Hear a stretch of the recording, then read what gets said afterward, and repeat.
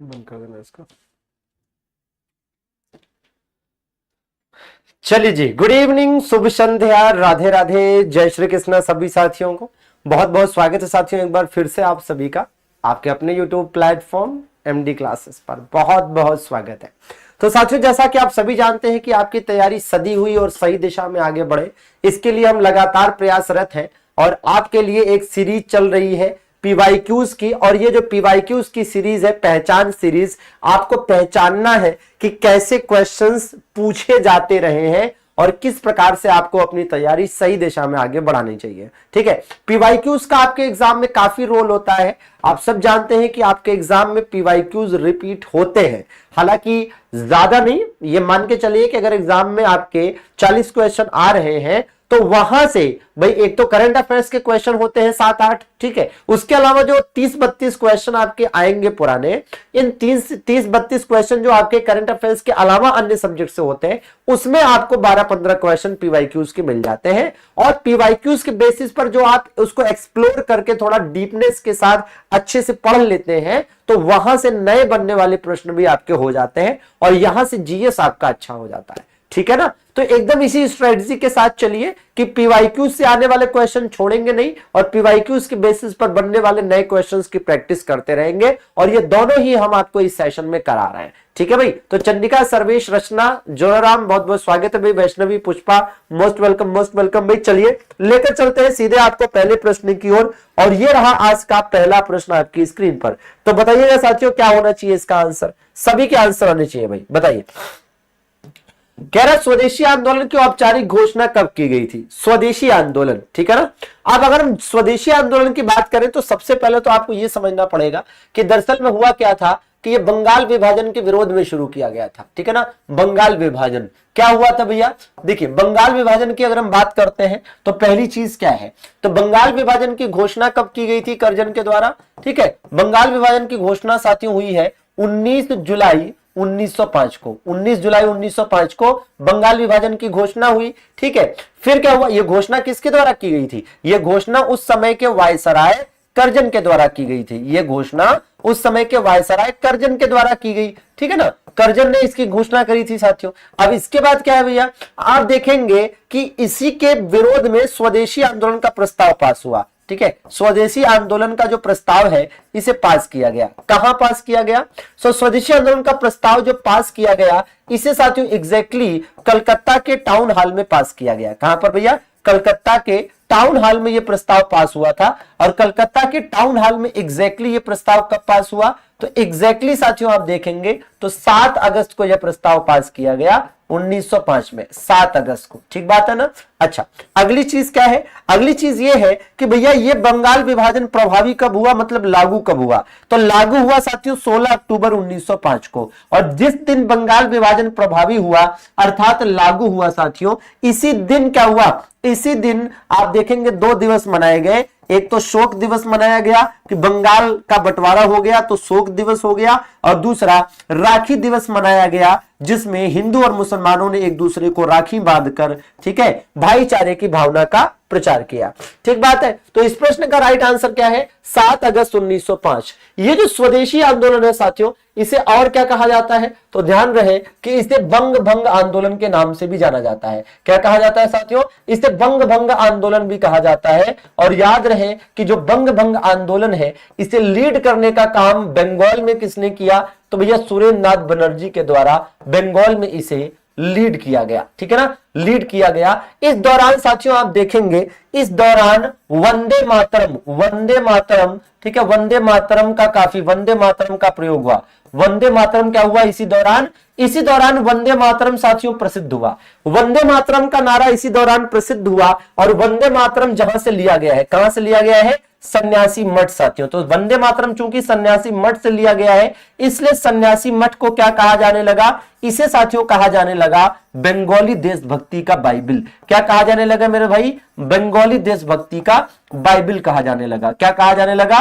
बंगाली देशभक्ति का बाइबिल इसे कहा जाने लगा। क्या कहा जाने लगा? बंगाली देशभक्ति का बाइबिल इसे कहा जाने लगा। इसके अलावा अगर आप देखेंगे तो जो साथियों वंदे मातरम, ठीक है, वो तो है ही है। इसी आंदोलन के दौरान आप देखेंगे कि भाई रविन्द्रनाथ टैगोर ने इस दौरान क्या लिखा। अब रविन्द्रनाथ टैगोर ने इसी दौरान क्या लिखा, इसी दौरान अमार सोनार बंगला लिखा। इसी दौरान क्या लिखा, अमार सोनार बंगला नाम का गीत लिखा और अमार सोनार बंगला लिखा। तो याद रखेंगे भैया, अमार सोनार बंगला जो है क्या भैया, अमार सोनार बंगला जो है वो इसी दौरान रविन्द्रनाथ टैगोर ने लिखा था। ठीक है, सन्यासी मठ के लेखक कौन है, तो वो बंकिम चंद्र चटर्जी हैं। तो फिलहाल ये पॉइंट्स आपके दिमाग में होने चाहिए, ये पूरा का पूरा पॉइंट, ठीक है, बंगाल विभाजन के विरोध में और फिर ये स्वदेशी आंदोलन का मामला, ठीक है ना। चलिए, तो बिल्कुल रविन्द्रनाथ टैगोर जो है, इनके द्वारा जो लिखा गया गीत वो भारत का राष्ट्रगान है, ठीक है, जनगण मन। और अमार सोनार बंगला जो इन्होंने लिखा था ये बांग्लादेश का राष्ट्रगान है, ठीक है ना। तो इस तरह से इन्होंने दो देशों के राष्ट्रगान को लिखा है, नेशनल एंथम को लिखा है। तो आप चाहे तो इसकी स्क्रीनशॉट ले सकते हैं और ये शॉर्ट नोट्स आप बनाते चलिए, एग्जाम में आपके काफी काम आएंगे, ये बताइएगा, ठीक है भाई।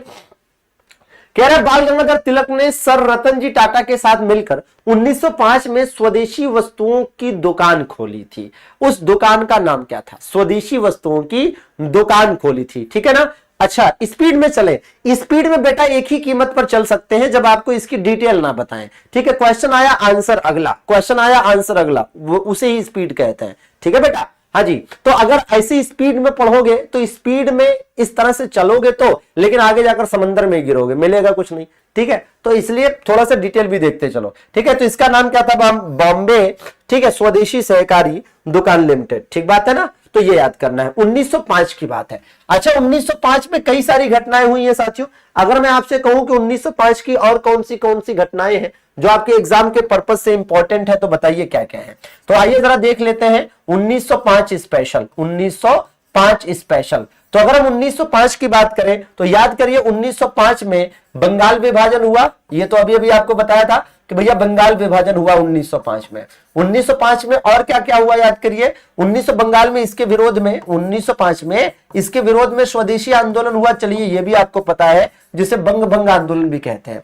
इसी वर्ष साथियों इंडियन नेशनल कांग्रेस का बनारस में अधिवेशन हुआ था, ठीक है, ये गोपाल कृष्ण गोखले की अध्यक्षता में। इसी वर्ष याद करिए कि भारतीय रेलवे बोर्ड का भी गठन हुआ, भारतीय रेलवे बोर्ड का भी गठन हुआ, ठीक है। भारतीय रेलवे बोर्ड भी याद रखिएगा, भारतीय रेलवे बोर्ड का साथियों इसी वर्ष क्या हुआ था, गठन हुआ था। ये भी काफी इंपॉर्टेंट है, किसका गठन हुआ भैया, भारतीय रेलवे बोर्ड का इसी वर्ष गठन हुआ है, ठीक है ना। 1905 में आप देखेंगे कि भाई इसी वर्ष शोक दिवस भी मनाया गया था, इसी वर्ष शोक दिवस मनाया गया और इसी वर्ष राखी दिवस भी मनाया गया, ठीक है, 1905 में ही। और 1905 में ये दिवस कब मनाए गए थे भैया, 16 अक्टूबर को मनाए गए थे। कब, 16 अक्टूबर को। इसी वर्ष याद करिए तो सर्वेंट्स ऑफ इंडिया सोसाइटी की भी स्थापना हुई थी, सर्वेंट्स ऑफ इंडिया सोसाइटी की भी स्थापना इसी वर्ष हुई थी। Servants of India society, servants of India society की इसी वर्ष स्थापना हुई थी, ठीक है। किसके द्वारा की गई थी भाई, तो ये साथियों की गई थी गोपाल कृष्ण गोखले के द्वारा। किसके द्वारा, गोपाल कृष्ण गोखले के द्वारा ये स्थापना की गई थी, ठीक बात है। बाकी ये तो खैर आप चाहें तो याद कर ही सकते हैं, इंपॉर्टेंट है जो अभी अभी आपको बताया है, क्या, बॉम्बे स्वदेशी सहकारी दुकान कंपनी, ठीक है, बॉम्बे स्वदेशी सहकारी, ठीक है, बॉम्बे, ठीक है, बॉम्बे स्वदेशी, ठीक है, सहकारी, स्वदेशी सहकारी, है ना, सहकारी दुकान कंपनी लिमिटेड, सहकारी दुकान कंपनी लिमिटेड, ठीक बात है। तो ये भी आप याद कर सकते हैं। तो इस प्रकार से आप अपनी स्क्रीन पर देख सकते हैं कि 1905 की ये 4-5 घटनाएं बहुत ज्यादा इंपॉर्टेंट है, ठीक है ना, बहुत ज्यादा इंपॉर्टेंट है। प्रतिमा जी ये देखिए आपकी स्क्रीन पर ये नीचे जो पट्टी चल रही है इसमें हेल्पलाइन नंबर लिखा हुआ है, इस पर आप कांटेक्ट कर सकते हो, ठीक है। चलिए, तो इसकी एज इट इज स्क्रीनशॉट ले लीजिए, या तो फिर इसकी पीडीएफ आपको हमारे एप्लीकेशन पर दी जाती है, वहां से डाउनलोड करके इस तरह के शॉर्ट नोट्स आप बना सकते हैं। ये इस टाइप के जो वीके का जीके अंदाज वाले शॉर्ट नोट्स हैं, ये आपके एग्जाम के प्रोस्पेक्टिव से काफी इंपॉर्टेंट है, ठीक है ना। चलिए ये देखिए, इससे आपको पता चलता है कि ईयर कैसे याद करना है, ठीक है। चलिए ये बताइए जरा। हाँ जी, कह रहे किस स्थान को nursery of the Bengal army कहा जाता है, nursery of the Bengal army क्यों भाई संतोष। देखिए ऐसा है भाई यश कि होता क्या है कि कई बार एग्जाम में पूछा जाता है ये चीज। भाई आप याद करिए कि जो बंगाल में अंग्रेजों की सेना तैनात थी उसमें सबसे ज्यादा सैनिक कहां से थे, उसमें सबसे ज्यादा सैनिक अवध से थे, क्या थे भैया, कहां से थे, अवध से थे। और यही कारण है कि जब 1856 में अवध पर कुप्रशासन का आरोप लगाकर अवध को हड़प लिया गया था, तब साथियों अवध के लोगों ने, है ना, विद्रोह किया और बड़े स्तर पर 1857 की क्रांति में भाग लिया। तो 1857 की क्रांति के विद्रोह का मुख्य केंद्र अवध रहने के पीछे एक बड़ा कारण यह भी था कि ब्रिटिश सेना में ज्यादातर कौन शामिल है भैया, ज्यादातर अवध के सैनिक शामिल थे। ठीक है ना, चलिए आगे देख लिया जाए भैया। बिल्कुल भैया नितिन मिलेगा, बिल्कुल मिल जाएगा। आप ऐप पर देखिएगा तो आपको जीके जीएस फाउंडेशन, ठीक है नितिन बाबू, बैच में आप जाएंगे तो जीएस फाउंडेशन 5.0 के नाम से मिल जाएगा। ठीक है, एप्लीकेशन पर जाइएगा तो जीएस फाउंडेशन 5.0 के नाम से आपको जीएस का बैच मिल जाएगा। चलिए ये देखिए, बंगाल में स्वदेशी आंदोलन के दौरान बनाए गए तिरंगे झंडे में कौन सा रंग था, बताएंगे भैया। ठीक है, बिल्कुल। तो बंगाल में स्वदेशी आंदोलन के दौरान जो बनाया गया तिरंगा झंडा था, ठीक है, उसमें कौन कौन सा था भैया, तो इसमें जो 3 कलर थे साथियों, उसमें जो 3 कलर थे आपके, ये कौन कौन से थे पता है, तो इसमें जो 3 कलर थे ये आपके थे लाल, हरा और पीला, लाल, हरा और पीला।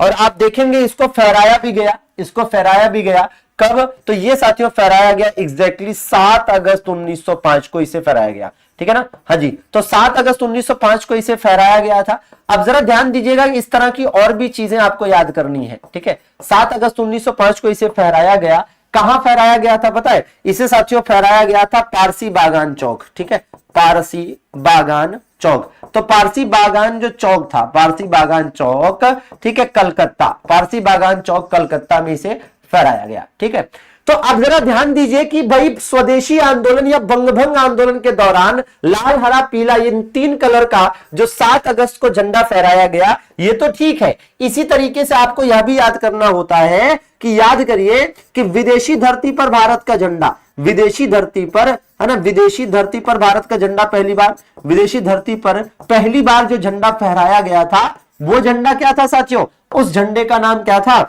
इस झंडे का नाम था साथियों सप्तऋषि झंडा। क्या नाम था इस झंडे का, इस झंडे का नाम साथियों था सप्तऋषि झंडा। ठीक है, सप्तऋषि झंडा साथियों इस झंडे का नाम था। ठीक है, और ये वाला झंडा क्या था, ये भी साथियों ये क्या था, हरा, पीला और लाल, हरा, पीला और लाल। ठीक है, तो ये भी साथियों क्या था, इसमें भी 3 कलर थे, हरा, पीला और लाल, हरा, पीला और लाल। ठीक है, और 1907 में विदेशी धरती पर ये जो झंडा फहराया गया था, है ना, ये जो झंडा फहराया गया था ये किसके द्वारा फहराया गया था, याद करिए, तो भैया मैडम भीखाजी कामा के द्वारा। किसके द्वारा, मैडम भीखाजी कामा। कहां पर फहराया गया था भैया, मैडम भीखाजी कामा के द्वारा ये जो झंडा फहराया गया था ये साथियों जर्मनी के स्टुटगार्ट शहर में फहराया गया था। कहां पर, जर्मनी की स्टुटगार्ट शहर में फहराया गया था। ठीक है, जर्मनी के स्टुटगार्ट शहर में। तो बिल्कुल आपको याद करना है कि जर्मनी के स्टुटगार्ट शहर में यह फहराया गया। ठीक है, और अब इसके बाद अगर आप बात करेंगे तिरंगा, जो वर्तमान तिरंगा है इसे कब फहराया गया, तिरंगा पहली बार कब फहराया गया, जो आज की डेट में तिरंगा है इसे पहली बार साथियों फहराया गया कब, 31 दिसंबर 1929 की मध्यरात्रि को लाहौर में, है ना, किसके द्वारा साथियों, पंडित जवाहरलाल नेहरू के द्वारा। किसके द्वारा, पंडित जवाहरलाल नेहरू के द्वारा। ठीक बात है, पंडित जवाहरलाल नेहरू के द्वारा। ठीक है, तो पंडित जवाहरलाल नेहरू के द्वारा जो फहराया गया वो तिरंगा था। तो अगर आपसे कहता है कि तिरंगा पहली बार कब फहराया गया, तो लाहौर में पंडित जवाहरलाल नेहरू के द्वारा। ठीक है, स्वदेशी आंदोलन के दौरान जो झंडा फहराया गया उसका भी लाल, हरा, पीला कलर था, और जो विदेशी धरती पर पहली बार झंडा फहराया गया वो भी जो है हरा, पीला, लाल, वही मतलब वही 3 कलर है सेम। ठीक है, ये वाला जो फहराया गया था ये याद रखेंगे कि भैया 7 अगस्त 1905, ये वही डेट तो है, 7 अगस्त 1905 ये वही डेट है जिस दिन स्वदेशी आंदोलन का प्रस्ताव पास हुआ था। स्वदेशी आंदोलन का प्रस्ताव जिस दिन पास हुआ था, ठीक है, उसी दिन तो यह फहराया गया था। ठीक है, हाँ जी, इसी दिन पास हुआ था कलकत्ता के टाउन हॉल में। ठीक है, और ये याद करना है। ठीक है, तो ये काफी इंपॉर्टेंट है। अब आप जानते हैं कि ये वाला जो तिरंगा है इसको किसने डिजाइन किया था भैया, पिंगली वेंकैया ने डिजाइन किया था। किसने भैया, पिंगली वेंकैया ने इसको डिजाइन किया था। और ये जो सप्तऋषि झंडा है जो विदेशी धरती पर फहराया गया था इसे इंदुलाल याग्निक भारत लाए थे, इसे इंदुलाल याग्निक भारत लाए थे। तो पूरी जानकारी समझ में आ रही है कि ये वाला याद रखना है कि किसने डिजाइन किया था भैया, पिंगली वेंकैया ने डिजाइन किया था, है ना। अब आप बताइए कि एक जगह पर आपको ये जानकारियां लिखनी नहीं चाहिए, है ना। एक जगह पर आपको ये जानकारियां लिखनी चाहिए कि इसे भैया डिजाइन किया पिंगली वेंकैया ने, और यहां याद रखना चाहिए कि इसे भारत कौन लाया, इंदुलाल याग्निक, ठीक है ना। इंदुलाल याग्निक इसे छिपाकर भारत लाए थे, क्योंकि उस टाइम पर अंग्रेज भारत लाने थोड़े नहीं देते, ठीक है ना। याग्निक भारत लाए थे इसे, ठीक है, भारत लाए इसे छिपाकर, ठीक बात है। तो इतनी जानकारियां अब एक जगह पर आपको लिख लेना है तिरंगे के बारे में, एक पॉइंट ये, एक पॉइंट ये, और तीसरा पॉइंट वो, ठीक है। चलिए आगे देख लिया जाए।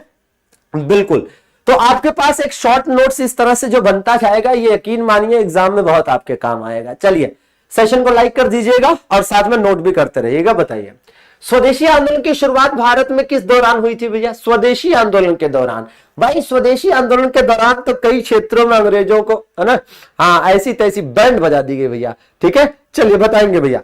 तो देखिए, तो स्वदेशी आंदोलन की जो शुरुआत थी साथियों, वो बंग भंग विरोधी आंदोलन था। क्या था ये बंग भंग विरोधी आंदोलन था, तो आप समझ सकते हैं, ठीक है।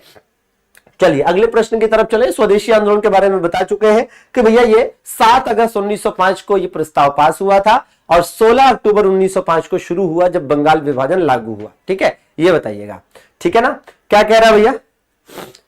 हाँ जी, तो कह रहा है निम्नलिखित में से कौन मुख्य रूप से मद्रास के होम रूल लीग की स्थापना से संबंधित थे? मद्रास के होम रूल लीग की स्थापना से कौन? सिंपल सी चीज है, आपको याद होगा कि होम रूल लीग आंदोलन की अगर हम बात करते हैं, होम रूल लीग मूवमेंट की अगर हम बात करते हैं, 1916 में जो होम रूल लीग मूवमेंट चला था, ये दो था। एक जो कि बाल गंगाधर तिलक ने चलाया था, और दूसरा जो कि एनी बेसेंट ने चलाया था, ठीक है ना। दूसरा जो एनी बेसेंट ने चलाया था, तो ये दोनों भैया अलग अलग था, ठीक है। ये दोनों ही अलग अलग थे, ठीक है, ये दोनों ही अलग अलग थे। अब आप देखेंगे कि क्या होता है कि बाल गंगाधर तिलक के द्वारा जो चलाया गया था, इसका हेड ऑफिस कहां पर था भाई? इसका हेड ऑफिस था बेलगांव। क्या था इसका हेड ऑफिस? बेलगांव, कर्नाटक इसका हेड ऑफिस था। और एनी बेसेंट द्वारा जो चलाया गया, इसका हेड ऑफिस कहां बनाया गया था? अडयार बनाया गया था, मद्रास। अडयार मद्रास इसका हेड ऑफिस बनाया गया।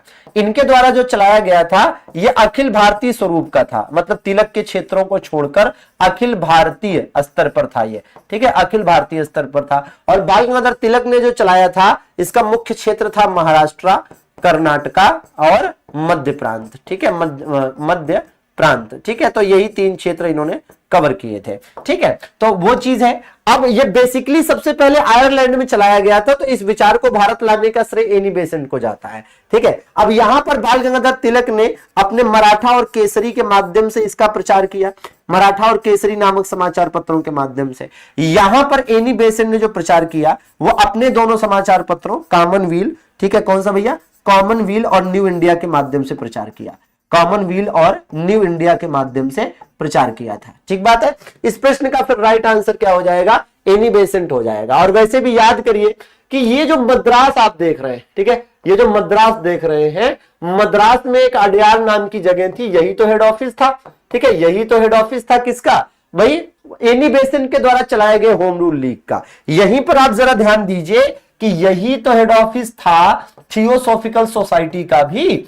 तो थियोसॉफिकल सोसाइटी का हेड ऑफिस तो ऑलरेडी यहां पर था, थियोसॉफिकल सोसाइटी का हेड ऑफिस तो दोस्तों ऑलरेडी यहां पर था। और इस थियोसॉफिकल सोसाइटी की भारत में सफलता का श्रेय किसे जाता है भाई? एनी बेसेंट को ही जाता है भैया, ठीक है ना। हाँ, एनी बेसेंट को ही जाता है। और याद करिए कि एनी बेसेंट थियोसॉफिकल सोसाइटी की अध्यक्ष कब बनी थी? एनी बेसेंट थियोसॉफिकल सोसाइटी की अध्यक्ष 1907 में बनी थी। कब बनी थी भैया? 1907 में बनी थी, ठीक है ना। तो इस बात को ध्यान रखना है, ठीक है। तो अध्यक्ष 1907 में बनी, और एनी बेसेंट की वजह से थियोसॉफिकल सोसाइटी सफल रही। तो ऑलरेडी थियोसॉफिकल सोसाइटी का हेड ऑफिस जहां पर था अडयार मद्रास में, एनी बेसेंट उसी की अध्यक्ष थी। तो 1916 में जब इन्होंने होम रूल लीग मूवमेंट चलाया, तो वहीं पर अध्यक्ष बनाया, ठीक है ना, वहीं पर इसका हेड ऑफिस बनाया, ठीक है। तो ये चीजें जरूरी है, ठीक है। चलिए, हाँ जी, 1915-16 में स्थापित होम रूल लीग निम्नलिखित में से किसकी सहायक इकाई के रूप में काम करता था? तो जो 1916 में होम रूल लीग मूवमेंट चला था, ठीक है ना, होम रूल लीग मूवमेंट चला था, ये किसका भाई इकाई के रूप में काम करता था? तो जाहिर सी बात है भारतीय राष्ट्रीय कांग्रेस की इकाई के रूप में ये काम करता था, ठीक है ना। भारतीय राष्ट्रीय इकाई के एक रूप में काम करता था, भारतीय राष्ट्रीय कांग्रेस के, ठीक है। इनमें से कौन क्रांतिकारी संगठन नौजवान भारत सभा का संस्थापक था? तो साथियों, नौजवान भारत सभा, 2 बातें याद रखेंगे। नौजवान भारत सभा की स्थापना 1926 में हुई थी, ठीक है, किसके द्वारा? भगत सिंह के द्वारा लाहौर में, ठीक है ना। तो तो ये आपको ध्यान देने की जरूरत है भैया, ठीक है। लाहौर में ही भगत सिंह को आगे चलकर फांसी भी दी गई थी। तो 1926 में नौजवान भारत सभा भगत सिंह के द्वारा स्थापित की गई थी, ठीक है। इसमें आप देखिए जैसे लाला हरदयाल है, तो लाला हरदयाल साथियों ये गदर पार्टी इनके द्वारा स्थापित की गई थी। गदर पार्टी 1913 में इनके द्वारा सैन फ्रांसिस्को में स्थापित की गई थी। चंद्रशेखर आजाद ने Hindustan socialist Republican association Bhagat Singh के साथ मिलकर 1928 में बनाया था, ठीक है। और इसी प्रकार से सुभाष चंद्र बोस ने वो है ना फॉरवर्ड ब्लॉक का गठन किया था, आपको याद होगा। तो फॉरवर्ड ब्लॉक का गठन इनके द्वारा किया गया था। कब भैया किया गया था? तो 1939 में, ठीक है।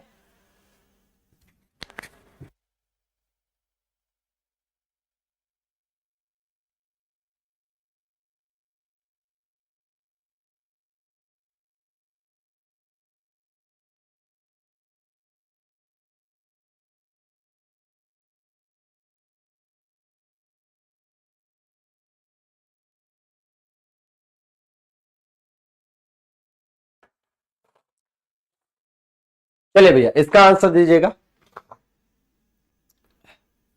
इतना डीप से क्वेश्चन पूछेगा, इसको डीप कहते हैं, फिर तो हो चुकी पढ़ाई। चलो, निम्नलिखित में से एक प्रसिद्ध क्रांतिकारी कार्यकर्ता और हिंदुस्तान सोशलिस्ट रिपब्लिकन एसोसिएशन के नेता कौन थे? तो अभी अभी आपको बताया था भैया। अब जरा ध्यान दीजिएगा एक चीज ध्यान से, क्या कि ठीक है चंद्रशेखर आजाद, लेकिन एक चीज आप स्पष्ट रूप से समझ लीजिए, क्या कि एक है साथियों हिंदुस्तान, ठीक है, रिपब्लिकन एसोसिएशन, ठीक है, इसकी स्थापना 1924 में हुई थी, ठीक है। और एक ऐसे ही है साथियों क्या, हिंदुस्तान सोशलिस्ट रिपब्लिकन एसोसिएशन, इसकी स्थापना 1928 में हुई थी, ठीक है, 1928 में हुई थी। अब है क्या कि भाई इसके संस्थापक कौन है? इसके संस्थापक थे सचिंद्र नाथ सान्याल। कौन थे? एक तो सचिंद्र नाथ सान्याल थे और दूसरा कौन था भैया? दूसरे थे साथियों अशफाक उल्ला खां, ठीक है, अशफाक उल्ला खां या राम प्रसाद बिस्मिल का नाम रख लीजिए, राम प्रसाद बिस्मिल साथियों। तो इन लोगों ने मुख्य रूप से मिलकर इसको स्थापित किया। उसी प्रकार से इसको स्थापित किया गया था किसके द्वारा भैया? चंद्रशेखर आजाद के द्वारा और किसके द्वारा? भगत सिंह के द्वारा। इन दोनों लोगों ने इसको मिलकर मुख्य रूप से स्थापित किया, ठीक है ना, मुख्य रूप से इन्हीं दोनों ने स्थापित किया। फिर आप देख रहे होंगे कि भैया ये जो है इसकी स्थापना कहां हुई थी? कानपुर में इसकी स्थापना हुई थी। कहां पर इसकी स्थापना हुई? कानपुर में इसकी स्थापना हुई। और इसकी स्थापना दिल्ली के फिरोज शाह कोटला में हुई, ठीक है। अब इसके द्वारा जिस है ना घटना को अंजाम दिया गया, काकोरी ट्रेन एक्शन वाली घटना को इसी संस्था ने अंजाम दिया, है ना, काकोरी ट्रेन एक्शन। तो काकोरी ट्रेन एक्शन वाली जो घटना थी वो इस संस्था के द्वारा अंजाम दी गई थी 9 अगस्त 1925 को, 9 अगस्त 1925 को अंजाम दी गई थी, ठीक बात है ना, 9 अगस्त 1925 को। और इस संस्था के द्वारा, ठीक है, सैंडर्स हत्याकांड को अंजाम दिया गया। किसको भैया? सैंडर्स हत्याकांड को अंजाम दिया गया। और सैंडर्स हत्याकांड को अंजाम दिया गया एग्जैक्टली आप देखेंगे तो 17 दिसंबर 1928 को, 17 दिसंबर 1928 को, ठीक है। मतलब आपसे कई बार पूछा जाता है कि काकोरी ट्रेन एक्शन को किस संस्था ने और सैंडर्स हत्याकांड को किस संस्था ने अंजाम दिया, ठीक है ना। अच्छा, अब देखिए क्या है भाई, अगली बात यह है कि इस घटना में फांसी हुई, ठीक है, इस घटना में किसको किसको फांसी हुई, ठीक है, ये याद करने की जरूरत है कि इस घटना में किसको किसको फांसी हुई भैया। और फिर इसी प्रकार से इस घटना में भी याद रखना है कि किसको किसको फांसी हुई, ठीक है। तो फांसी दोनों केसेस में हुई है, ठीक है। अब ये फांसी जो है, जैसे इस केस में राम प्रसाद बिस्मिल को फांसी हुई, राम प्रसाद बिस्मिल को फांसी हुई, कहां पर हुई, ठीक है, अशफाक उल्ला खां को फांसी हुई, अशफाक उल्ला खां को फांसी हुई, राजेंद्र लाहिड़ी को भी फांसी हुई, राजेंद्र लाहिड़ी को भी यहां पर फांसी हुई, ठीक है। और भैया किसको? रोशन सिंह को भी फांसी हुई, रोशन सिंह को भी इस केस में फांसी हुई। 4 लोगों को फांसी हुई। इस केस में 3 लोगों को फांसी हुई भैया, भगत सिंह, ठीक है, किसको किसको भाई? भगत सिंह को फांसी हुई, ठीक है, भगत सिंह को फांसी हुई, ठीक है, राजगुरु को फांसी हुई, ठीक है, राजगुरु को फांसी हुई, और सुखदेव को, ठीक है ना, सुखदेव को फांसी हुई। अगर ये, ठीक है, अगर ये पकड़ लेते चंद्रशेखर आजाद को तो इनको भी फांसी दे देते, ठीक है ना। हाँ जी, अब देखिए राम प्रसाद बिस्मिल को फांसी दी गई थी कहां पर? गोरखपुर में इनको फांसी दी गई थी, ठीक है। इनको फांसी दी गई भाई अयोध्या में फांसी दी गई, कहां पर? अयोध्या में फांसी दी गई, ठीक है। इनको फांसी दी गई कहां पर? गोंडा उत्तर प्रदेश में फांसी दी गई, ठीक है। इनको फांसी दी गई नैनी प्रयागराज में, नैनी प्रयागराज में फांसी दी गई, ठीक है। और इन तीनों लोगों को जो फांसी दी गई, ठीक है, ये आप देखेंगे एग्जैक्टली डेट याद करें, लाहौर में फांसी दी गई थी 23, ठीक है, तेईस मार्च 1931 को, 23 मार्च 1931 को, ठीक है। तो ये आपको ध्यान देने की जरूरत है, ठीक है। अच्छा, तो एज इट इज याद कर लेना है और बिल्कुल आपके लिए बहुत ज्यादा इंपॉर्टेंट है, ठीक है, तो याद करना ही पड़ेगा, ठीक है, इसके बिना काम नहीं चलने वाला। तो एक स्क्रीनशॉट ले लीजिए और अपनी कॉपी में ये short notes as it is लिख लीजिए, ठीक बात है। हाँ जी, हाँ बिल्कुल बिल्कुल, ठीक है ना। ये बताइए जरा भाई, कह रहा 1931 में इलाहाबाद के अल्फ्रेड पार्क में पुलिस से लड़ते हुए निम्नलिखित में से किस क्रांतिकारी ने खुद को गोली मार ली थी? किस क्रांतिकारी ने खुद को गोली मार ली थी? 27 फरवरी का दिन था, 27 फरवरी, ठीक है, 27 फरवरी 1931, ठीक है, 27 फरवरी 1931 साथियों। तो भैया इनका यह था चंद्रशेखर आजाद जी का, एकदम स्पष्ट कि भाई, है ना, हाँ, मतलब कुछ भी हो जाए, मैं मर जाऊं लेकिन अंग्रेजों के हाथ नहीं आऊंगा, ठीक है। चंद्रशेखर आजाद का यह था कि मैं मर जाऊं लेकिन अंग्रेजों के हाथ नहीं आऊंगा। इस अल्फ्रेड पार्क का नाम बदलकर अब इन्हीं के नाम पर चंद्रशेखर आजाद पार्क कर दिया गया है, ठीक है ना। हाँ चलिए, क्या भैया, कृष्णा मिश्रा, कृष्णा बेटा पढ़ाई कर लो, यहाँ कौन ब्राह्मण है और कौन क्षत्रिय है, अगर यही करने आए हो तो फिर पढ़ने को रहने दो, ठीक है ना, पढ़ाई कर लो, ठीक है। हाँ, माँ बाप वो काम कर लेंगे जो तुम कर रहे हो, पहले तुम पढ़ लो, नहीं तो किसी होटल वोटल में, ठीक है, पता चला जो है बर्तन मांजने का काम मिलेगा फिर, ठीक है। हाँ चलिए, ये बताइए, सोहन सिंह भाखना, है ना, फर्जी की बात है, पढ़ाई कर लो। सोहन सिंह भाखना 1913 में संयुक्त राज्य अमेरिका में भारतीयों द्वारा स्थापित किस दल के पहले अध्यक्ष बने थे भैया?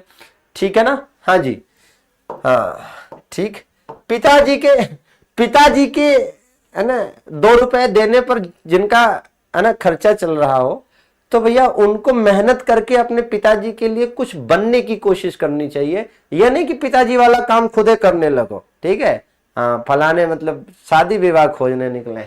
खैर चलिए, देखो भैया, गदर पार्टी की बात करना, तो गदर पार्टी की स्थापना कहां पर हुई थी? गदर पार्टी की स्थापना अमेरिका के सैन फ्रांसिस्को में हुई थी, है ना, अमेरिका के सैन फ्रांसिस्को में इसकी स्थापना हुई थी, ठीक है। तो बिल्कुल एज इट इज याद कर लीजिए, अमेरिका के सैन फ्रांसिस्को में स्थापना हुई थी, ठीक है ना। हाँ जी भैया, अब देखिए क्या है भैया, सोहन सिंह भाखना ने किसके साथ मिलकर इस पार्टी की स्थापना की थी? तो सोहन सिंह भाखना और लाला हरदयाल, ठीक है, लाला हरदयाल, इन दोनों ने मिलकर इस पार्टी को स्थापित किया था। इस पार्टी के द्वारा, गदर पार्टी के द्वारा गदर पत्रिका भी निकाली जाती थी, गदर पत्रिका भी निकाली जाती थी, ठीक बात है। चलिए ये बताइए, भगत सिंह और बटुकेश्वर दत्त ने दिल्ली के केंद्रीय विधानसभा में जो बॉम्ब फेंका था वो कब फेंका था? ठीक है ना, हाँ जी भैया। हाँ, भगत सिंह और बटुकेश्वर दत्त, तो भगत सिंह और बटुकेश्वर दत्त ये दो के दोनों क्या थे भैया? दो के दोनों हिंदुस्तान सोशलिस्ट रिपब्लिकन एसोसिएशन के सदस्य थे, है ना, दो के दोनों इसी के सदस्य थे। तो ट्रेड डिस्प्यूट बिल, ठीक है, trade dispute bill and public safety bill के मुद्दे पर मुख्य रूप से विरोध था और इसी विरोध को जताने के लिए ये बॉम्ब फेंका गया था, ठीक है। तो याद रहे कि भगत सिंह और बटुकेश्वर दत्त ने केंद्रीय विधानसभा में जिस समय बम फेंका था, उस समय इस केंद्रीय विधानसभा के अध्यक्ष कौन थे? इस केंद्रीय विधानसभा के अध्यक्ष कौन थे पता है? विट्ठल भाई पटेल थे, एक भारतीय थे। कौन थे भैया? विट्ठल भाई पटेल थे, एक भारतीय थे। और उस समय राधा कृष्णन भी इस सभा में बैठे हुए थे, राधा कृष्णन महोदय भी इस सभा में बैठे हुए थे। और हाँ कि भाई इस समय ये ध्यान दीजिएगा कि भैया इसी दौरान इनकी गिरफ्तारी हुई, इसी दौरान भगत सिंह बटुकेश्वर दत्त को गिरफ्तार किया गया, इसी दौरान गिरफ्तार किया गया, अरेस्ट किया गया, ठीक है, इसी दौरान गिरफ्तार किया गया था। और याद रहे कि इसी दौरान पहली बार, ठीक है, इसी दौरान पहली बार इनकलाब जिंदाबाद का नारा दिया, ठीक है। इस बात का भी ध्यान दीजिएगा कि इसी दौरान पहली बार इनकलाब जिंदाबाद का नारा दिया गया था, इनकलाब जिंदाबाद का नारा दिया, ठीक है। तो इनकलाब जिंदाबाद का नारा किसने दिया था? ठीक है, तो भगत सिंह ने दिया था। कब दिया था? तो भैया 1928 में केंद्रीय विधानसभा पर बम फेंकते समय, 1900, हाँ जी बिल्कुल, ठीक है ना। तो एकदम याद करना है, ठीक है। तो trade dispute bill and public safety bill, तो मतलब ट्रेड को लेकर, व्यापार को लेकर, ठीक है, और पब्लिक की सेफ्टी को लेकर बिल पेश हो रहा था उसी समय, ठीक है, विधानसभा में। तो उसी का विरोध कर रहे थे, इसी के विरोध में मुख्य रूप से फेंका था ये बम, ठीक है, कि भैया ये गूंगी बहरी सरकार है, इसको हमें सुनाना है। चलिए ये बताइए जरा तो फिलहाल।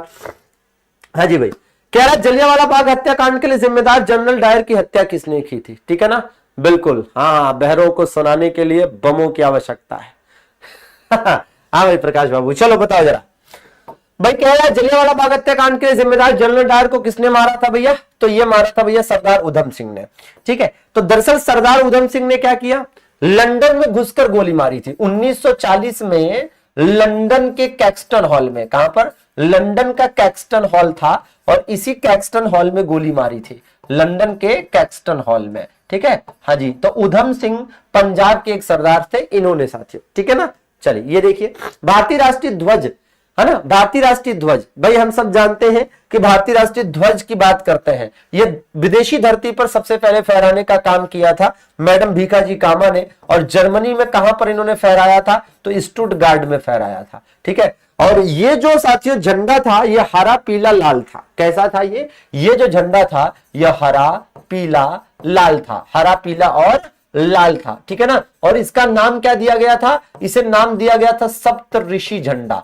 क्या नाम दिया गया था इसे सप्त ऋषि झंडा नाम दिया गया था, ठीक बात है, सप्त ऋषि झंडा इसे नाम दिया गया था भैया, सप्त ऋषि झंडा इसे नाम दिया गया था, ठीक है। और ये वही झंडा है जिसे इंदुलाल याग्निक है ना चोरी छिपे भारत ले आए थे, ठीक है। चलिए ये बताइए, वैसे मैडम भीखाजी कामा को क्या कहा जाता है, भारतीय अशांति की जननी कहा जाता है, ठीक है ना। चलिए ये बताइए, इनमें से किसने भारत में 19वीं शताब्दी के अंत में प्लेग की जांच करने में विफलता के कारण पूना के पुलिस कमिश्नर रैंड की गोली मारकर हत्या की थी, तो दरअसल में साथियों चापेकर बंधु, मतलब चापेकर ब्रदर्स। एक इसमें थे बालकृष्ण हरि चापेकर, ठीक है, दो भाई थे जिनमें से एक का नाम था बालकृष्ण हरि चापेकर, ठीक है, दूसरे का नाम था दामोदर हरि चापेकर, ठीक है, दामोदर हरि चापेकर।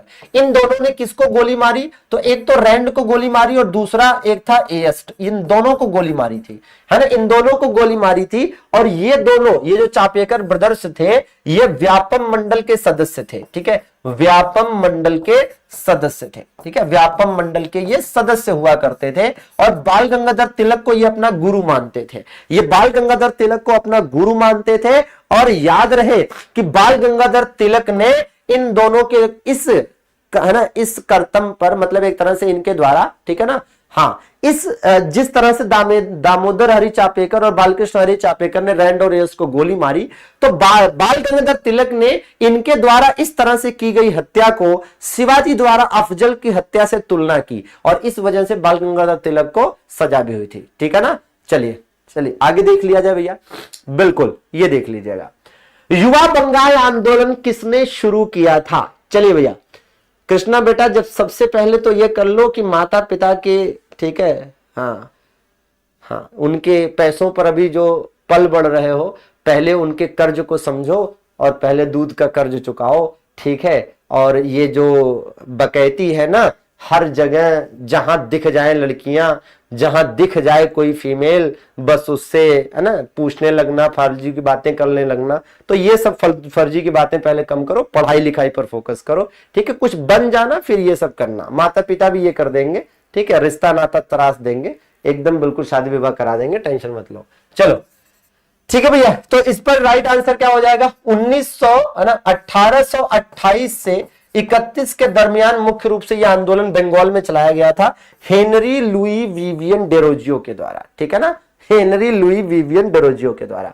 ये बताइए निम्नलिखित में से कौन अलीपुर बम कांड में शामिल थे भैया, अलीपुर बम कांड में शामिल, अलीपुर बम कांड में शामिल कौन थे साथियों, तो भैया श्री अरविंद घोष, ठीक है, श्री अरविंद घोष का बचाव किसने किया था, बचाव करने वाले वकील का नाम बताइए, बचाव करने वाले वकील साथियों चितरंजन दास थे। मतलब आप समझिए कि इस केस में चितरंजन दास ने इतनी जबरदस्त तरीके से इनका बचाव किया था कि श्री अरविंद घोष को कोई सजा नहीं हो पाई थी और ये बच गए थे, नहीं तो साथियों अरविंद घोष को सजा हो जाती, ठीक है। हाँ जी, अलीपुर बम कांड वाला जो मामला है ये साथियों 1908 का है, कब का है, 1908 का है, ठीक है। चलिए ये देखिए, हिंदुस्तान रिपब्लिकन एसोसिएशन के बारे में आपको बता ही चुके हैं, तो चलिए फटाफट आंसर बता दीजिए जरा। तो हिंदुस्तान रिपब्लिकन एसोसिएशन आपको बताया था थोड़ी देर पहले कि भैया 1924 में कानपुर में इसकी स्थापना की गई थी। ठीक, किसके द्वारा? अशफाक उल्लाह खां, सचिन नाथ सान्याल, राम प्रसाद बिस्मिल व आदि के द्वारा। ठीक है ना। चलिए बिल्कुल बिल्कुल भाई राजेश। 1928 में हिंदुस्तान सोशलिस्ट रिपब्लिकन एसोसिएशन या आर्मी, ठीक है, तो इसकी स्थापना कहां पर हुई थी? फिरोज शाह कोटला दिल्ली साथियों, फिरोज शाह कोटला दिल्ली। और वैसे याद करिए साथियों, ये वो मैदान है जिसका नाम अब चेंज हो चुका है। इसका नाम अब क्या है? अरुण जेटली स्टेडियम। अब इसका नाम क्या हो चुका है? अरुण जेटली स्टेडियम इसका नाम हो चुका है। ठीक बात है, तो बिल्कुल याद रखेंगे अरुण जेटली स्टेडियम। ठीक है ना, अरुण जेटली स्टेडियम। ठीक है ना। चलिए भैया, चलिए जरा ध्यान दीजिएगा, बिल्कुल फटाफट सभी के आंसर आने चाहिए, एक से बढ़कर एक सवाल, सबके मिलेंगे जवाब, सबके मिलेंगे जवाब भैया। चलिए जरा ध्यान दीजिएगा, बिल्कुल सभी के आंसर आने चाहिए, कोई भी ऐसा ना हो कि जो बचे भैया। चलिए सभी के आंसर आने चाहिए। हाँ जी बताइए फटाफट। तो बिल्कुल very good very good very good very good, सही है, बहुत अच्छे बहुत अच्छे। ठीक है, तो काकोरी संचालन करता कौन था भैया? अशफाक उल्लाह खां। कौन? अशफाक उल्लाह खां इसके संचालन करता थे। और इस केस में कौन बच निकला था, यह क्वेश्चन भी कई बार पूछा जाता है। तो इस केस में कौन बच निकला था? राम प्रसाद चंद्रशेखर आजाद इसमें बच निकले थे। ठीक है। बंगाल में किस क्रांतिकारी संगठन की स्थापना बारिंद्र कुमार घोष ने की थी? तो बारिंद्र कुमार घोष, याद करिए, बारिंद्र कुमार घोष के द्वारा अनुशीलन समिति की स्थापना की गई थी। किसकी? अनुशीलन समिति की स्थापना की गई थी। भगत सिंह और उनके साथियों ने किसका बदला लेने के लिए ब्रिटिश अधिकारी सॉन्डर्स की हत्या की थी? ठीक है ना। हाँ जी, सॉन्डर्स की हत्या की थी। तो एक्चुअली में क्या था कि भगत सिंह और उनके साथियों के द्वारा, ठीक है, सॉन्डर्स की 1928 में हत्या की गई थी। 1928 में हत्या की गई। और ये जो भगत सिंह, राजगुरु, सुखदेव को फांसी की सजा हुई थी, वो मुख्यतः सॉन्डर्स हत्याकांड में ही हुई थी। और ये सॉन्डर्स कौन था? ये दरअसल में लाला लाजपत राय की मौत के लिए जिम्मेदार माना गया। क्यों? क्योंकि लाला लाजपत राय के नेतृत्व में जब लाहौर में साइमन कमीशन का विरोध हो रहा था, तो साइमन कमीशन के विरोध के दौरान, है ना, साइमन कमीशन के विरोध के दौरान जो लाठी चार्ज हुआ था, ठीक है, हाँ, साइमन कमीशन के विरोध के दौरान जो इन पर लाठी चार्ज कराया गया पुलिस द्वारा, ठीक है, वो पुलिस कमिश्नर उस समय लाहौर का सॉन्डर्स ही था, इस वजह से। ठीक है ना। हाँ, तो के दौरान लाठी चार्ज हुआ और इस लाठी चार्ज में लाला लाजपत राय घायल हुए और उनकी डेथ हो गई। लाला लाजपत राय ने कहा था कि मेरे सिर पर पड़ा लाठी का एक एक प्रहार अंग्रेजों के ताबूत का कील साबित होगा, और वो साबित हुआ। ठीक है, और वो साबित हुआ। चलिए, अरुणा आसफ अली को कहां भारतीय राष्ट्रीय कांग्रेस का ध्वज फहराने के लिए याद किया जाता है? कहां पर? ठीक है, अरुणा आसफ अली को भारतीय राष्ट्रीय कांग्रेस का ध्वज फहराने के लिए जाना जाता है भैया। तो भारत छोड़ो आंदोलन के दौरान अरुणा आसफ अली ने भारतीय राष्ट्रीय कांग्रेस का ध्वज फहराया था। ठीक है ना। कब? 1942 की बात है भैया, 1942 की बात है। कहां पर? ग्वालियर टैंक मैदान, है ना, ग्वालियर टैंक मैदान मुंबई। ठीक है ना, ग्वालियर टैंक मैदान मुंबई। ठीक है, तो इसको बिल्कुल याद रखना है भाई। चलिए, निम्नलिखित में से किसे भारत के स्वतंत्रता आंदोलन के दौरान चरमपंथी नेता के रूप में जाना जाता था? तो भैया आप समझ सकते हैं कि बाल गंगाधर तिलक, लाल बाल पाल, ये तीनों भारत के गरम दल के नेता थे। ठीक है ना, बिल्कुल। चलिए आगे देख लिया जाए भैया, ये बताएंगे।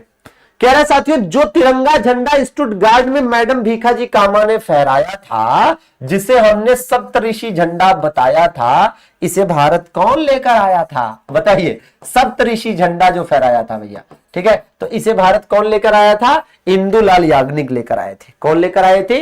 इंदुलाल याग्निक लेकर आए थे। ठीक है, तो बहुत इंपॉर्टेंट है। ठीक, अच्छा, अब एक बात और यहां सुन लीजिए, क्या कि क्या आपने कभी, ठीक है, देखा कि लंदन टाइम्स के पत्रकार, ठीक है, लंदन टाइम्स के एक पत्रकार थे, उन्होंने एक किताब लिखी जिसका नाम है इंडिया अनरेस्ट। ठीक है, तो इंडिया अनरेस्ट नाम की किताब लिखी गई, इंडिया अनरेस्ट। और इंडिया अनरेस्ट नाम की जो किताब है, यह लिखी गई थी वैलेंटाइन शिरोले के द्वारा। ठीक है, वैलेंटाइन शिरोले। ठीक है, क्यों बता रहा हूं? वैलेंटाइन शिरोले के द्वारा ये जो किताब लिखी गई साथियों, इसी किताब में आप देखेंगे, इसी किताब में आप देखेंगे तो बताया गया है कि भारतीय अशांति, भारतीय अशांति नहीं, भारतीय अशांति का, ठीक है, भारतीय अशांति का जनक कौन है और जननी कौन है, ये दोनों बातें इसमें बताई गई हैं। भारतीय अशांति का जनक और भारतीय अशांति की जननी, ये दोनों बातें इसमें बताई गई है, ठीक है ना। भारतीय अशांति का जनक और भारतीय अशांति की जननी। तो जो जनक कहा गया है, अगर व्यक्तियों की बात होगी तो बाल गंगाधर तिलक को कहा गया है, और अगर संस्थाओं की बात होगी तो आर्य समाज को कहा गया है, ठीक है ना। और अगर महिलाओं की बात होगी तो भैया मैडम भीखाजी कामा को बताया गया है। किसको? मैडम भीखाजी कामा, मैडम भीखाजी कामा को बताया गया है। किसको बताया गया है? मैडम भीखाजी कामा को बताया गया है। ठीक बात है ना। तो एज इट इज आपको याद कर लेना है, ठीक है। हाँ जी, एज इट इज आपको याद कर लेना है, ठीक है भैया। तो ये चीज है कि भैया इंडिया अनरेस्ट बुक है, वैलेंटाइन शिरोले जो कि लंदन टाइम्स के पत्रकार थे, इन्होंने ये किताब लिखी थी, और इसी किताब में भारतीय अशांति का जनक और जननी की बात कही गई है, ठीक है। तो इस बात का ध्यान देंगे कि एग्जाम में अब देखने वाली बात होगी कि क्या ऑप्शन में मिलता है। बाल गंगाधर तिलक है तो ये आंसर है, और ये है तो ये आंसर है, और महिलाओं की बात करेंगे तो निश्चित रूप से ये आंसर है, ठीक है ना। चलिए ये देखें। हाँ, इसी तरीके के शॉर्ट नोट्स मैं आपको कह रहा हूं लगातार कि अपने कॉपी में नोट करते चलिए, ताकि ठीक है रिवीजन होता चले। चलिए भैया, अतुल, यश, राजेश, रचना बताएंगे भाई, कविता, नितिन, वैष्णवी, हिमांशु, रचना बताओ भाई। हाँ, men are brave, womens are also brave, है ना, एंड आई थिंक है ना मोर देन, ठीक है, मेंस। चलिए, काकोरी ट्रेन डकैती कौन से वर्ष में हुई थी भैया? काकोरी ट्रेन डकैती किस वर्ष हुई थी? तो बिल्कुल आपको याद होगा कि 7 अगस्त 1925 की बात है, 7 अगस्त 1925। और याद रहे कि काकोरी ट्रेन डकैती नहीं कहते अब इसे, ठीक है ना। कहा उत्तर प्रदेश सरकार ने घोषणा की है कि इसे काकोरी ट्रेन एक्शन कहा जाए, ठीक है, काकोरी ट्रेन एक्शन कहा जाए, क्योंकि ये कोई डकैती नहीं थी। डकैती शब्द ही गलत है, डकैती शब्द का इस्तेमाल अंग्रेजों ने किया था, डकैती शब्द का इस्तेमाल अंग्रेजों ने किया था, और ये कोई डकैती नहीं थी, ये भारतीय क्रांतिकारियों के द्वारा अंग्रेजों के खिलाफ हमारे है ना देश को आजाद कराने की दिशा में एक कदम था, क्योंकि क्रांतिकारियों के पास इतने हथियार नहीं थे, तो वो हथियार कहां से लाएंगे भाई, है ना। तो इस तरह ना, और अंग्रेजों के पास ये जो जिस ट्रेन में ये सरकारी खजाना जा रहा था, वो सरकारी खजाना किसका था तो भारत का ही ना। और अगर भारतीय लोग उसको है ना अपना हक लेने चले तो ये डकैती कैसे हो गई? तो उत्तर प्रदेश सरकार ने इसे एक्शन नाम दिया, और इसके लिए उत्तर प्रदेश सरकार का आभार।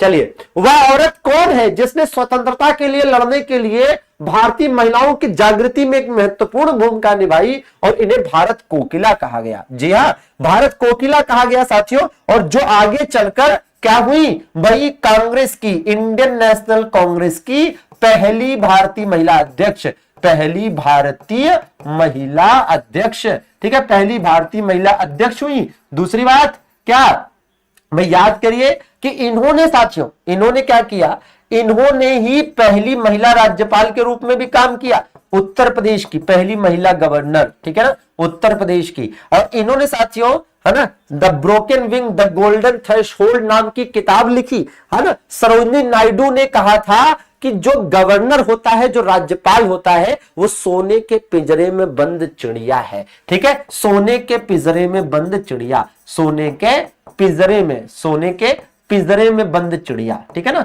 सोने के पिंजरे में बंद चिड़िया, ठीक है। तो किसे सोने के पिंजरे में बंद चिड़िया कहा है इन्होंने?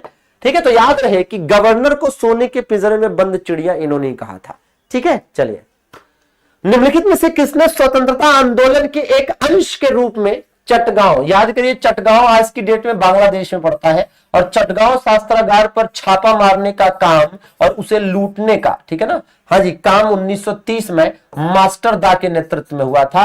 और मास्टर दा यहां किसे कहा जा रहा है? यहां मास्टर दा कहा जा रहा है सूर्य सेन को। किसको कहा जा रहा है? सूर्य सेन को। और इसमें बढ़ चढ़कर हिस्सा लिया था किसने?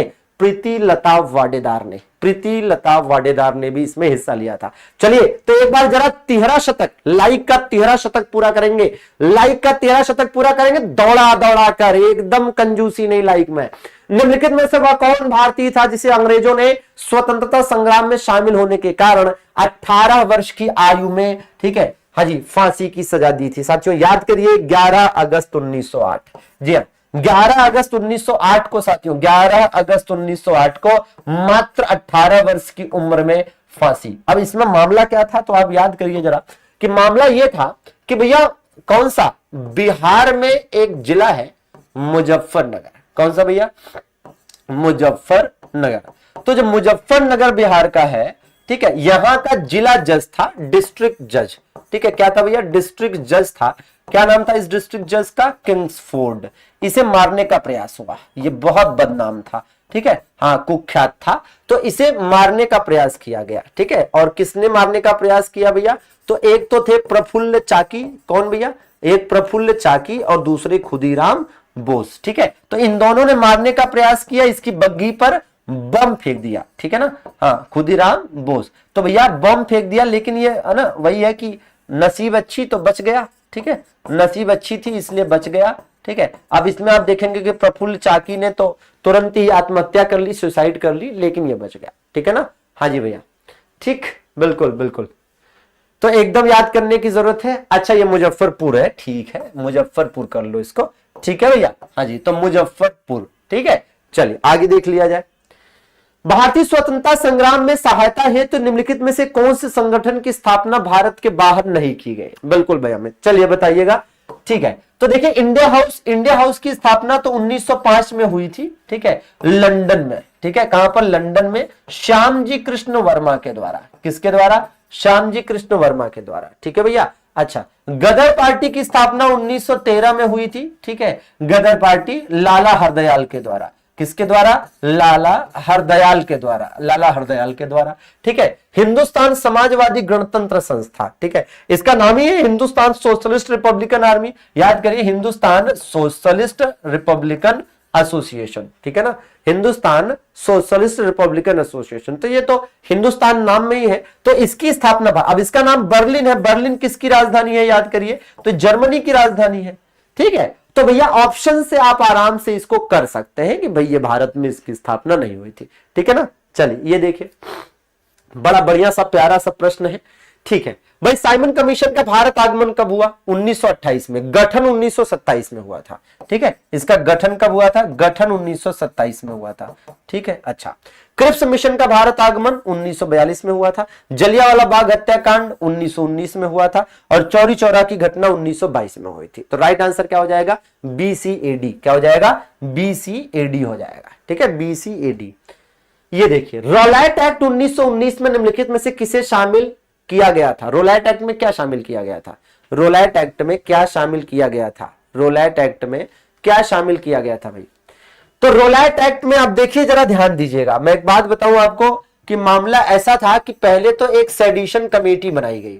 क्या की गई, पहले तो साथियों एक सेडिशन कमेटी बनाई गई, और ये जो सेडिशन कमेटी बनाई गई थी ये 1917 में बनाई गई थी। और इस सेडिशन कमेटी ने अपनी जो रिपोर्ट पेश करी, इस रिपोर्ट में दी गई सलाह के आधार पर ही, ठीक है ना, इस रिपोर्ट में दी गई सलाह के आधार पर ही रोलैट एक्ट लाया गया। ठीक है, और रोलैट एक्ट जब लाया गया तो चूंकि ये सेडिशन कमेटी की सिफारिश पर आया था, और सेडिशन कमेटी के अध्यक्ष कौन थे, सर सिडनी रोलैट इसके अध्यक्ष थे, इसीलिए इनके नाम पर ही इसका नाम रोलैट एक्ट पड़ा। ठीक है ना, हाँ जी, और यह एग्जैक्टली 19 मार्च 1919 को आया, और इसके ही आधार पर, ठीक है, सैफुद्दीन किचलू, इसी कानून के आधार पर पंजाब के दो लोकप्रिय नेताओं सैफुद्दीन किचलू और डॉक्टर सत्यपाल को गिरफ्तार कर लिया गया।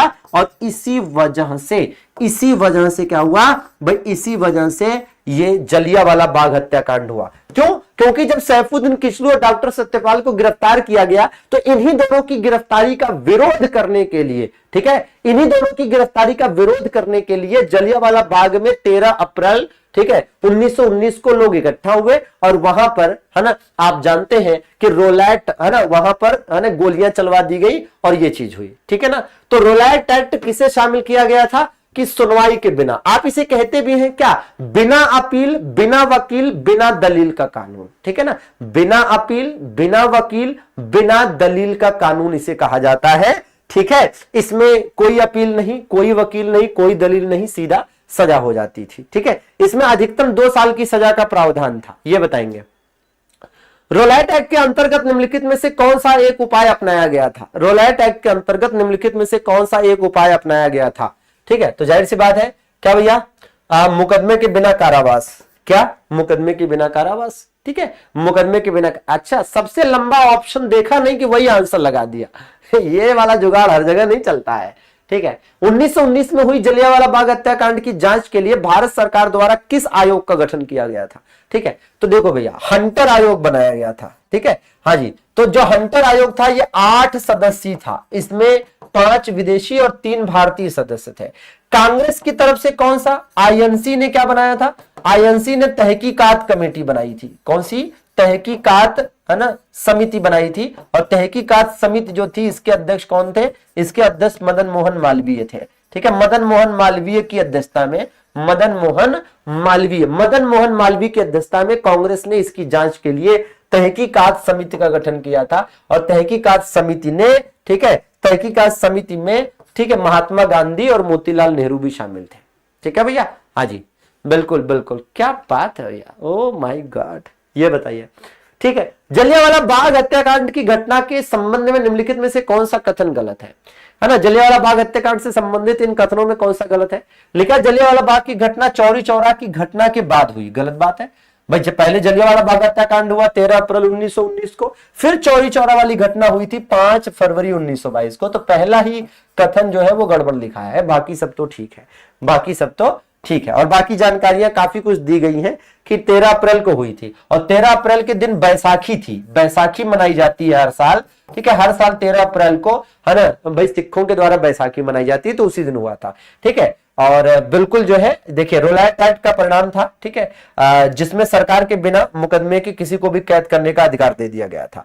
ब्रिगेडियर जनरल डायर, ठीक है, ने बिना किसी, है ना, को सूचित किए एकत्रित लोगों पर गोलियां चलवा दी थी। ठीक है, चलिए ये देखिए, निम्नलिखित में से किस ब्रिटिश नीति ने लोगों को जलियांवाला बाग अमृतसर में एकत्र होने के लिए विवश किया था? रोलायट एक्ट। कौन सा भैया? रोलायट एक्ट ने विवश किया था। ठीक है ना, हाँ जी भैया, बिल्कुल बिल्कुल। ये देखिए जरा, जलियांवाला बाग हत्याकांड के विरोध में गांधी जी ने कौन सा सम्मान लौटाया था? तो देखिए, जलियांवाला बाग हत्याकांड के विरोध में आप देखेंगे तो भैया गांधी जी ने क्या किया भाई? गांधी जी ने कौन से सम्मान को लौटाया था? केसरी हिंद को। ठीक है, रविन्द्रनाथ टैगोर ने क्या किया था भाई? रविन्द्रनाथ टैगोर ने 2 उपाधियां लौटाई थी, एक तो सर की उपाधि लौटाई थी और दूसरी नाइटहुड की उपाधि लौटाई थी, है ना, सर और नाइटहुड। ठीक है, ये 2 उपाधि लौटाई थी। ठीक है, और जमनालाल बजाज ने क्या किया था? जमनालाल बजाज, तो जमनालाल बजाज जो थे, इन्होंने राय बहादुर की उपाधि लौटाई थी। कौन सी? राय बहादुर की उपाधि लौटाई थी। और इसी प्रकार से एक थे शंकरन नायर। कौन भैया? शंकरन नायर। शंकरन नायर ने क्या किया था? वायसराय की कार्यकारिणी से इस्तीफा दे दिया था। वायसराय की कार्यकारिणी से इस्तीफा, कार्यकारिणी से त्याग पत्र। ठीक है ना, हाँ, तो वायसराय की कार्यकारिणी से क्या किया था? त्याग पत्र दे दिया था। ठीक बात है, चलिए, तो राइट आंसर क्या है भैया? तो राइट आंसर है केसरी हिंद, केसरी हिंद। ठीक है, बिल्कुल। चलिए ये देखिए भाई, वायसराय की कार्यकारिणी का मतलब होता है जैसे आज के टाइम में प्राइम मिनिस्टर और उनकी ना काउंसिल ऑफ मिनिस्टर होती है, वैसी ही रविन्द्रनाथ टैगोर ने, ठीक है, जलियांवाला बाग नरसंहार के विरोध में सर और नाइटहुड की उपाधि लौटा दी थी। ठीक है ना, चलिए, जलियांवाला बाग नरसंहार किस वायसराय के समय में हुआ था? तो भैया चेम्सफोर्ड के समय में हुआ था। ठीक है, अब ये देखिए, बहुत शानदार प्रश्न है कि जो जलियांवाला बाग हत्याकांड हुआ था उस समय, ठीक है, पंजाब का लेफ्टिनेंट गवर्नर कौन था पता है? उस समय पंजाब का जो लेफ्टिनेंट गवर्नर था, लेफ्टिनेंट गवर्नर, वो कौन था? वो था माइकल ओ डायर। और जिसने गोली चलवाई थी वो कौन था? जो इसने गोली चलवाई थी वो था general R Dyer, colonel R Dyer. ठीक है ना, तो भैया जिसने गोली चलाने का आदेश दिया था वो कर्नल आर डायर था, और जो उस समय बंगाल का लेफ्टिनेंट गवर्नर था वो माइकल ओ डायर था। समझ गए ना? तो आई होप कि ये 40 दमदार धमाकेदार प्रश्न आपको शानदार लगे होंगे, और बिल्कुल आप सेशन को जरूर लाइक कर देंगे। सभी लोग साथियों सेशन को लाइक कर देंगे। और हाँ, पीडीएफ आपको हमारे टेलीग्राम पर मिल जाएगा, सॉरी टेलीग्राम नहीं, एप्लीकेशन पर मिल जाएगा। तो एप्लीकेशन से डाउनलोड करके अपने शॉर्ट नोट्स बना लीजिएगा। नियमित रहिए ताकि आप ये जान पाए कि कैसे क्वेश्चन आते रहे हैं। बाकी आज सभी को आमंत्रित करना चाहूंगा, आज रात 8:45 पर, आज रात 8:45 बजे 8:45 पर आ रहे हैं किंग ऑफ करंट अफेयर्स। ठीक है ना, तो मोस्ट अवेटिंग सेशन। ठीक है, करंट अफेयर्स की टेंशन होगी दूर, रेलवे परीक्षा में फायदा मिलेगा भरपूर। तो बहुत बहुत शुक्रिया, धन्यवाद सभी का। विश्वास बैच पर विश्वास बनाए रखें। Here is the process that how you can download PDF from our, है ना, ऑफिशियल एप्लीकेशन एमडी क्लासेस, ठीक है ना। तो हमारा जो ऑफिशियल एप्लीकेशन है एमडी क्लासेस ऑफिशियल, वहां से आप इस प्रकार से एप्लीकेशन से पीडीएफ डाउनलोड कर सकते हैं। चलिए बहुत बहुत शुक्रिया, धन्यवाद, thank you very much, good night, शुभ रात्रि।